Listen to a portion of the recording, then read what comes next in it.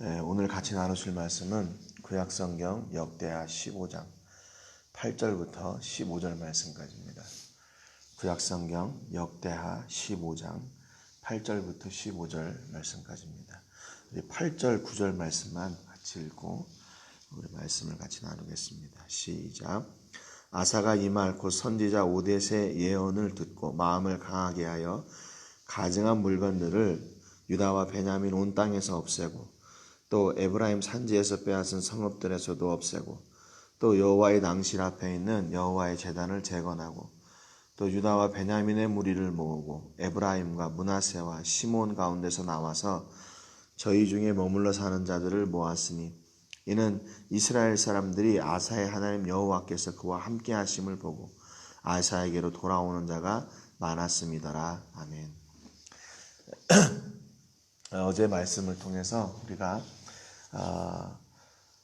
유다 왕 아사가 애굽의 원정 군대를 치고 승리하고 이제 돌아오는 중에 하나님께서 이제 오뎃의 아들 아사랴를 통해서 하나님의 말씀을 주시죠.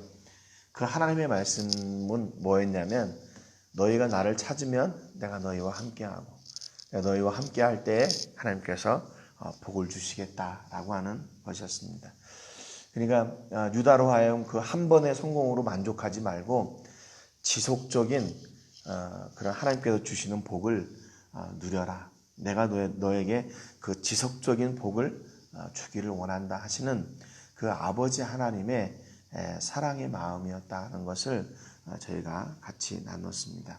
이렇게 말씀을 듣고 8절에 보니까 아사가 이 말 곧 선지자 오뎃의 예언을 듣고 마음을 강하게 하여 가증한 물건들을 유다와 베냐민 온 땅에서 없애고 또 에브라임 산지에서 빼앗은 성읍들에서도 없애고 또 여호와의 낭실 앞에 있는 여호와의 제단을 재건하고 이렇게 기록하고 있습니다. 여기는 이제 오뎃의 예언이라고 되어 있는데 이제 뭐 대부분 오뎃의 아들 아사랴라고 했으니까 이제 뭐 이 오뎃이 그 아버지의 이름을 기록한 것은 아사랴를 이렇게 지칭한 것이다 이렇게 생각합니다. 그래서 그 아사랴의 예언을 듣고 마음을 강하게 했다 그랬습니다. 이게 결정한 거죠. 그 말씀을 듣고 동의하고 그대로 이제 실천하기로 작정한 겁니다. 그래서 첫 번째 했던 일이 뭐냐면 가증한 물건들을 유다와 베냐민 온 땅에서 없애고 또 에브라임 산지에서 빼앗은 성읍들에서도 없애고 그렇게 기록하세요. 여기 가증한 물건들이다라고 하는 건 뭐냐면 히브리 말로 슈크추라는 말인데 몹시 싫은 것, 혐오스러운 것입니다. 그래서 이 말이 사용될 때는 우상 숭배와 연관지어서 이렇게 해석을 합니다. 그러니까 가증한 물건들은 우상 숭배를 하도록 동원되는 물건들, 거기에 사용되는 도구들까지 이렇게 포함한 것을 이야기하는 거죠. 그래서 유다와 또는 에브라임 산지 그 전체에 있었던 그 우상을 돕고 섬기도록 사용되었던 물건들을 다 없애버렸던 거예요. 그러니까 첫 번째 아사의 종교개혁에서는 산당들과 우상들과 제단들과 이런 모든 것들을 다 없앴고 두 번째 이 종교개혁에서는 그 우상 숭배를 돕고 사용되어지는 모든 도구들까지도 다 없애버린 거예요. 완전히 철저하게 죄송합니다. 우상 숭배를 할 수 있도록 돕는 그런 근거가 되고 뿌리가 되는 모든 것들을 다 제거해 버린 거죠. 모든 것들을 다 제거해 버렸어요. 그리고 두 번째로 했던 일은 뭐냐면 여호와의 낭실 앞에 있는 여호와의 제단을 재건하고 그랬습니다. 여호와의 낭실 앞에 있는 여호와의 제단은 솔로몬이 성전을 건축할 때에 하나님께서 명령하신 제단 이외에 여호와의 전 앞에 성전 앞에 따로 제단을 크게 놋제단을 만들었어요. 왜냐하면 엄청난 제물을 드려야 됐는데 원래 있던 그런 그 제단을 가지고서는 이게 너무 작았거든요. 번제단이 너무 작았어요. 그래서 이 솔로몬이 따로 큰 제단을 지어가지고 그 앞에서 함께 제사를 드렸습니다. 역대하 7장에 나오는 말씀인데요. 그래서 그 제단을 따로 만들어서 제사를 드렸어요. 그런데 지금 아사의 시대에 와서 보니까 그 제단이 지금 회파되었던 것 같아요. 그것을 사용하지 않아서 낡았던지 아니면 그 후대에서 우상을 숭배하는 과정에서 그 놋제단을 이렇게 어떻게 했든지 그랬습니다. 그래서 그것을 다시 이렇게 재건축, 이렇게 리모델링을 다시 한 거죠. 사용할 수 없게 된 것을 다시 사용할 수 있도록 한 겁니다. 그러니까 제단을 재건했다 그 말은 무슨 얘기냐면 단지 이게 사용하지 못하는 것을 사용하도록 만들었다 이런 의미가 아니라 다시 제사를 드리게 되었다. 그리고 예배가 회복되었다. 하나님과의 일그러진 관계가 다시 회복되었다 그 말입니다. 그러니까 아사의 종교개혁은 단순히 어떤 그냥 겉모양을 이렇게 차린 것이 아니라 실제로 하나님을 섬기고 예배하는 그런 자리, 그렇게 할 수 있도록 도왔다는 것을 저희가 알 수 있어요. 그러니까 종교개혁의 첫 번째 그 단계는 뭐냐면 바로 예배의 회복입니다. 하나님을 온전하게 예배하는 그 자리에 나가서는 것, 그것이 바로 신실한 종교개혁인 것이죠. 9절에 보니까 유다와 베냐민의 무리를 모으고 에브라임과 므낫세와 시므온 가운데서 나와서 저희 중에 머물러 사는 자들을 모았으니 이는 이스라엘 사람들이 아사의 하나님 여호와께서 그와 함께 하심을 보고 아사에게로 돌아오는 자가 많았음이더라 그랬습니다. 그러니까 지금 에브라임과 므낫세는 원래 그 유다, 남유다에 속한 그런 지파가 아니죠. 그런데 그 위쪽에 사는 사람들이에요. 베냐민과 유다가 이렇게 접경에 있고 또 베냐민과 그 위에 있는 에브라임이 접경에 있습니다. 물론 이제 거리는 좀 떨어져 있지만 이렇게 계속해서 이렇게 붙어 있는 거죠. 그러니까 에브라임과 므낫세에도 사람들이 그 가운데서 하나님을 섬기고 예배하는 사람들이 소식을 들었어요. 야, 하나님이 저기 아사와 함께 하신다. 그러니까 그 사람들이 다시 아사에게로 돌아온 겁니다. 이런 일들이 르호보암 왕 때도 있었거든요. 그래서 르호보암이 하나님을 섬기는 일을 잊고 있을 때 하나님께서 그 여로보암, 북이스라엘의 여로보암이 제사장들을 파직하고 또 레위인들을 막 핍박하고 자기 마음대로 제사장을 세우고 우상을 섬기고 하니까 그 중에서 하나님을 섬기는 사람들 또 레위 지파 사람들 제사장들 그 사람들이 다시 남유다로 내려온 적이 있었습니다. 근데 오늘 본문에 보니까 다시 아사왕 때에 하나님이 아사왕과 함께하는 것을 보고 다시 그쪽으로 돌아오는 사람들이 있었어요. 앞서 말씀드렸지만 에브라임과 므낫세 지파는 그래도 유다와 이렇게 접경에 있는 지역에 이렇게 접경에 있는 지역. 그런데 시므온 지파는요. 원래 그들이 기업을 받을 때 유다 지파 안에 그 한 가운데에 그들이 기업을 얻어서 거기에서 살았었습니다. 그게 무슨 얘기냐면 이들이 남북 이스라엘이 갈라질 때 유다 지파 가운데 있었으니까 아무튼 이 사람들이 올라갔던 거예요. 북쪽으로. 다 올라가지는 않았겠죠. 근데 북쪽으로 올라갔는데 그들이 사는 곳은 남쪽이지만 자기들의 뜻은 북쪽에 두고 또 거기에다 실제로 올라간 사람들이 있었고 그 가운데서 다시 남쪽으로 내려온 사람들이 또 있었다는 거죠. 올라가는 것도 쉬운 일은 아니지만 다시 내려오는 일도 쉬운 일이 아니죠. 그들은 그 믿음을 따라서 하나님을 예배하기 위해서 믿음의 여정, 믿음의 여행을 떠난 사람들이에요. 여행은 아니겠죠. 여행이라고 생각하는 거지만 믿음의 여정을 떠난 사람들이에요. 하나님을 찾아서 예배를 찾아서 신실한 사람들을 찾아서 믿음의 사람들을 찾아서 떠났던 예배를 찾아 떠났던 믿음의 여정을 감행했던 사람들입니다. 그러니까 하나님께서 사람들을 붙여주셨어요. 누구에게? 아사에게. 하나님을 찾고 하나님을 예배하고 하나님을 갈망하고 하나님의 복을 누리는 사람들에게 하나님께서 하나님의 사람들을 붙여주시는 거예요. 하나님의 사람들을 붙여주세요. 여러분 이게 얼마나 놀라운 복입니까? 그래서 하나님은 그 하나님의 복이 더욱 풍성해지기를 원하고 계시고 더욱 풍성한 복을 쏟아 부어주시는 거죠. 10절에 보니까 아사왕 책 15년 셋째 달에 그들이 예루살렘에 모이고 그랬어요. 그래서 아사왕이 그 사람들을 다 모읍니다. 유다 백성들 또 그리고 그 북쪽 이스라엘에서 하나님을 예배하기 위해서 찾아온 사람들을 다 모아요. 다 모아가지고 11절 12절에 하나님 앞에 예배합니다. 그날에 노력하여 온 물건 중에서 소 700마리와 양 7,000마리로 여호와께 제사를 지내고 또 마음을 다하고 목숨을 다하여 조상들의 하나님 여호와를 찾기로 언약하고 그랬어요.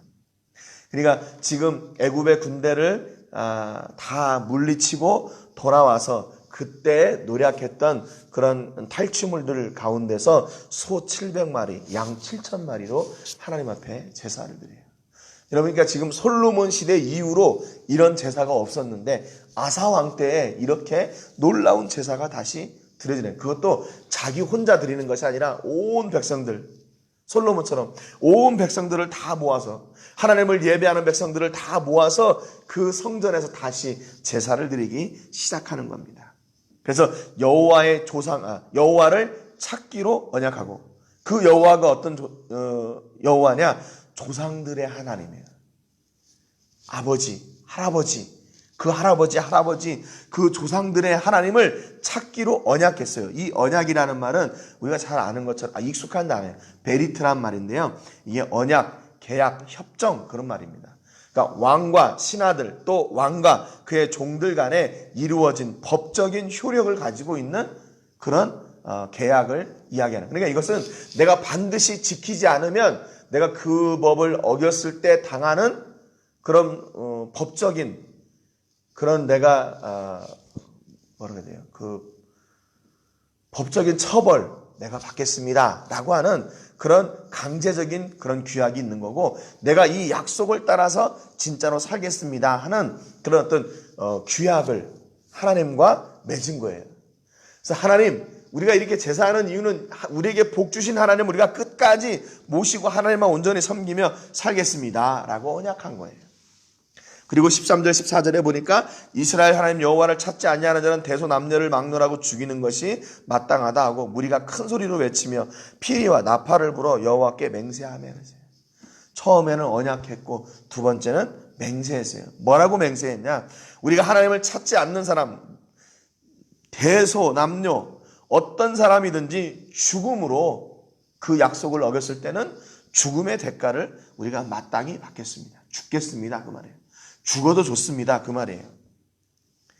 무리가 큰 소리로 외치며 피리와 나팔을 불어 여호와께 맹세하고, 이 맹세한다는 말은 히브리 말로 샤바인데 이게 엄명하다, 맹세하다 그래요. 이거 영어 성경에서는 이걸 뭐라고 이렇게 해석을 했냐면 그 약속에 나를 묵다 그 말입니다. 나를 묵다. 그러니까 이 약속이 내가 나하고 함께 합니다 그 말이에요. 이건 내가 어거지로 하는 것도 아니고 내가 이 약속을 진짜 그 약속 가운데 내가 서 있습니다. 이 약속을 그대로 이루어 나갈 겁니다. 이렇게 얘기하는 것이죠. 언약하고 맹세했어요. 제사를 통해서. 15절에 온 유다가 이 맹세를 기뻐한지라 무리가 마음을 다하여 맹세하고 뜻을 다하여 여호와를 찾았으므로 여호와께서도 그들을 만나주시고 그들의 사방에 평안을 주셨더라 기록합니다. 이 맹세를요 기쁨으로 했어요. 기쁨으로 하나님께 맹세했어요. 그래서 그 모든 백성들이 마음을 다하여 맹세하고 뜻을 다하여 여호와를 찾았으므로 여호와께서 그들을 만나주시고 그들의 사방에 평안을 주셨더라. 하나님께서 약속하신 대로 너희가 찾으면 내가 너희와 함께 하겠다. 그리고 너희에게 복을 주겠다. 말씀하신 그 약속의 말씀들이 무엇을 통해서 이루어졌나? 제사의 현장에서 이루어졌어요. 제사를 통해서. 제사하는 백성들에게 하나님이 함께 하시고 그들에게 평안을 주셨다고 성경이 기록해요. 여기 평안이란 말은 우리가 앞서 어제 5절에 보면 5절에도 평안이라는 말이 나오거든요. 그들의 출입이 하나님과 함께하지 않을 때 그들의 출입이 평안하지 못했다. 그때 평안은 샬롬이라고 그랬어요. 근데 오늘 이 본문의 평안은 누아흐라는 말이에요. 누아흐. 이 누아흐라는 말은 뭐냐면 휴식한다, 쉰다 그 말이에요. 뭐 별로 이렇게 다른 말 같지는 않은데 평안이라는 말보다 휴식한다, 쉰다 그 말이 더 어떤 평안인지 우리가 더 쉽게 이렇게 알아듣고 이해할 수 있을 것 같아요. 그러니까 진정한 평안은 어디로부터 오냐? 하나님으로부터 오는 거예요. 진정한 샬롬, 진정한 노하우 어디로부터 오냐? 하나님께로부터 오는 거예요. 하나님께서 우리의 마음에 평안을 주시고 우리의 모든 삶 가운데서 쉼을 얻게 해 주시는 거죠. 쉼을 얻게 해 주세요. 왜? 그분이 우리의 일을 대신하여 주시기 때문에 그분이 주시는 평안이 우리 가운데 넘쳐나게 되는 겁니다. 여러분, 그러니까 우리가 진정한 평안은 어디로부터 오냐? 예배의 자리에서부터 오는 거예요. 그러니까 그게 뭐예요? 그게 바로 복이죠. 그게 복이에요. 여러분, 우리가 하나님 앞에 열심히 봉사하고 충성하는데도 왜 평안을 누리지 못해요? 그것은 아직도 하나님을 온전히 100% 신뢰하지 못하고 그 가운데 내가 아직도 살아있기 때문에 그러는 거죠.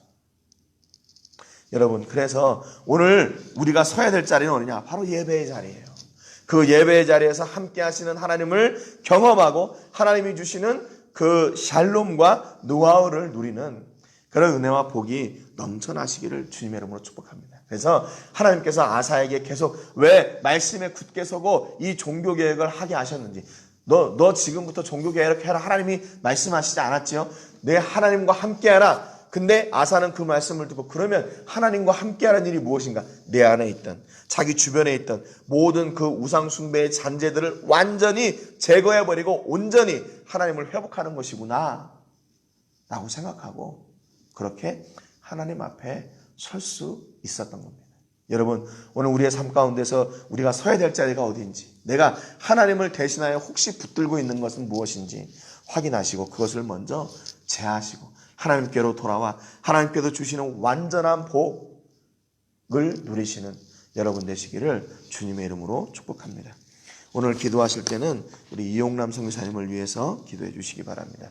목사님, 사모님 건강을 지켜주시고 어디에서든지 복음을 전하실 때 그 가운데 선교에 헌신하는 영혼들이 세워질 수 있도록 위해서 기도해 주시고 또 그 복음의 말씀들이 증거될 때마다 또 선교의 역사가 세워지고 또 선교의 역사가 쓰여져 나가는 놀라운 은혜가 있기를 위해서 기도해 주시기 바랍니다. 또 오늘 말씀처럼 하나님 앞에 신실한 믿음의 결단이 있게 하시고 그 결단으로 복을 누리는 자리에 우리가 서는 사람들이 되게 해주시기를 위해서 기도해 주시기를 바랍니다. 제가 먼저 기도하고 같이 기도하겠습니다. 하나님 아버지 감사드립니다. 오늘 아사가 하나님의 말씀을 듣고 제2의 종교개혁을 결단하고 실행하게 됩니다. 그것은 또 유다 전역에 뿌리 내려져 있는 우상 숭배를 돕는 가증한 것들을 제하는 것이었습니다. 그리고 그 가증한 것들을 제하고 모든 백성들을 모아 하나님 앞에 예배하고 하나님이 그 예배 가운데 임하시고 하나님께서 주시는 평안을 모든 백성들이 누리게 되었습니다. 하나님, 오늘도 우리가 설 자리가 어디입니까? 우리가 기대해야 될 것이 무엇입니까?